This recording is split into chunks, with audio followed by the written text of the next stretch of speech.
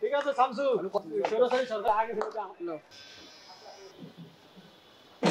বয়স বাড়লেও ব্যাটে বলে যেন একটুও ধার কমেনি মোহাম্মদ রফিকের।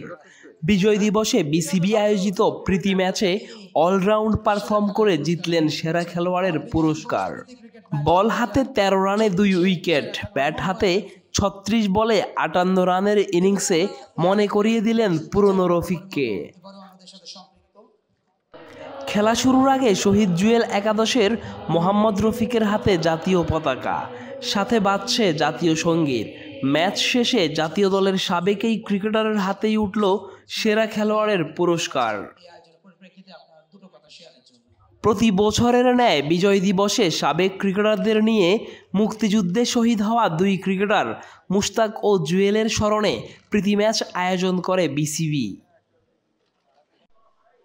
১৫ ওভারের ম্যাচে আজ আগে ব্যাট করে মেহরাব হোসেন অপি, মিনহাজুল আবেদিন নান্নুদের নিয়ে গড়া শহীদ মুশতাক একাদশ।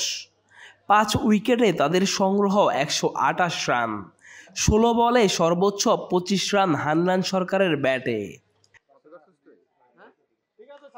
জবাব দিতে নেমে শহীদ জুয়েল একাদশের ২ ওপেনার মোহাম্মদ রফিক ও এহসানুল হক সেজান দলকে এনে দেন ১০৮ রানের উদ্বোধনী জুটি। ৩৬ বলে ৬-৪ ২ ছক্কায় ৫৮ রান করে রফিক আউট হন। তবে শাহরিয়ার নাফিসকে নিয়ে বাকি পথ অনায়াসেই পাড়ি দেন সেজান।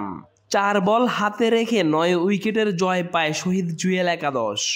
সেজান ৩৯ বলে ৪৩ ও নাফিস ১১ বলে ১৬ রানে অপরাজিত ছিলেন। অলরাউন্ড নৈপুণ্য দেখিয়ে ম্যাচ সেরা মোহাম্মদ রফিক।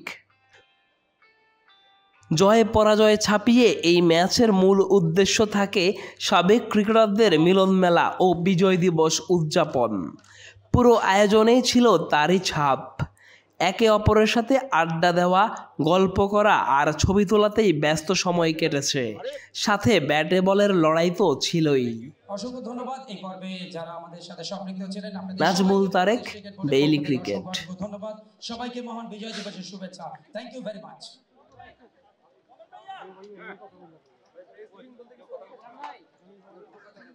শফিউদ্দিন আহমেদ বা